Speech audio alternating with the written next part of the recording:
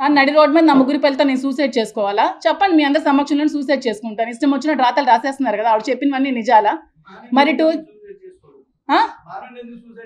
మరి మరి ఇష్టం వచ్చినట్టు కొటేషన్స్ మీరు నేను అవునండి, మీ ఇష్టం వచ్చిన కొటేషన్స్ ఎలా పెడతారు? క్యారెక్టర్ లేని మహిళ అని కొటేషన్స్ ఎలా పెడతారు? మీరు క్యారెక్టర్ లేని మహిళ అని ఎలా పెడతారండి కొటేషన్స్? అందరింట్లో లేడీస్ ఉంటారు కదా, ఆవిడ చెప్పినవన్నీ నిజాలా? కనుక్కోవాలి కదా, ఆవిడ ఏం చేసిందో, 2 years ఏం చేసిందో తెలుసా? ఈ 2 years లేని ఇప్పుడు ఎందుకు వచ్చిందండి ఆవిడ నన్ను అడగడానికి, క్వశ్చన్ చేయడానికి? ఇప్పుడు ఏం రైట్ ఉంది? 2 days నుంచి చాలా ఎక్స్ట్రా చేస్తున్నారు, చాలా రబస్ చేస్తున్నారు కదా. ఈ 2 days ఎందుకు ఇంత చేయాల్సిన నెసిటీ ఏముంది? ఈ 2 years ఏమయ్యారు? ఈ 2 సంవత్సరాలు ఏమయ్యారు? పిల్లలు, ఆవిడ ఈ 2 సంవత్సరాలు ఏమయ్యారు చెప్పండి నాకు. మరి ఇవన్నీ మీరు క్వశ్చన్ చేయాలి కదా రాసే ముందు. మరి నా మనసు ఎంత బాధపడుతుంది, నా పిల్లల మనసు ఎంత పడుతుంది? ఇవన్నీ డిలీట్ చేయగలరా? వీడియోస్ అవన్నీ ఉంటాయి కదా, లైఫ్ లాంగ్ మంచి ఉంటుందా? నా మీద ఉండదా? కాదు, ఇవన్నీ రాసే ముందు ఆవిడ ఏం చెప్పినవన్నీ నిజాలు అయిపోవు కదా. ఆవిడకి ఎప్పుడు ముందు నుంచి కూడా ఆవిడకి ఈ రాజకీయంగా ఎదగాలనేది ఆవిడకి మెయిన్ ముందు నుంచి ఉన్న టార్గెట్. టికెట్ ఆవిడకే కావాలనేది ఆవిడ మెయిన్ ఎయిమ్. ఆవిడ ఆ ఎయిమ్తో, లేకపోతే 60 years ఒక అతనితో నన్ను ఇల్లీగల్ కాంటాక్ట్ పెట్టాల్సినంత అవసరం ఆవిడకి ఏముంది?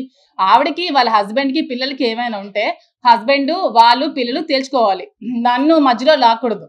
ఇది నా పర్సనల్ లైఫ్, ఇది నా ఇష్టం. ఎవరు నా క్వశ్చన్ చేసే రైట్ కూడా లేదు. నాకు కూడా నా రైట్స్ అనేవి కొన్ని ఉంటాయి.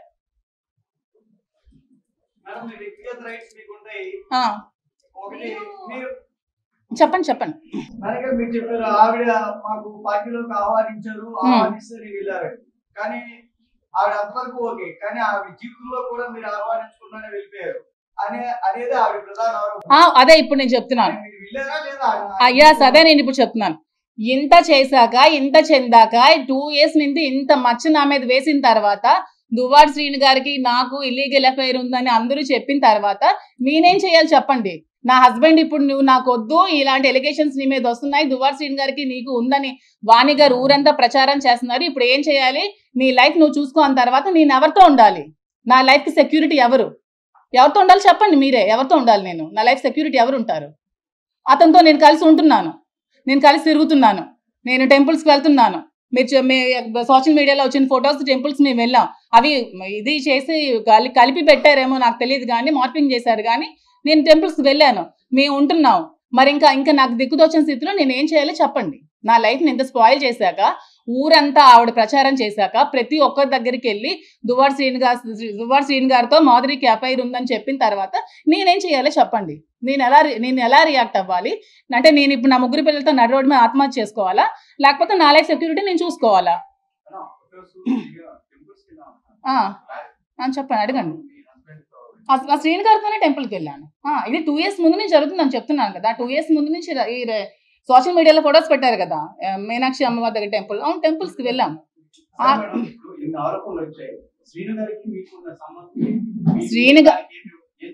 శ్రీను గారు మేమైతే పెళ్లి చేసుకోలేదు. ఎందుకంటే ఇల్లీగల్ గా పెళ్లి చేసుకోవడం అనేది చాలా తప్పు. ఎందుకంటే నాకు డైవర్స్ అవ్వలేదు, అతను కూడా డైవర్స్ అవ్వలేదు. సో మేము ఎక్కడ కూడా మ్యారేజ్ చేసుకోలేదు.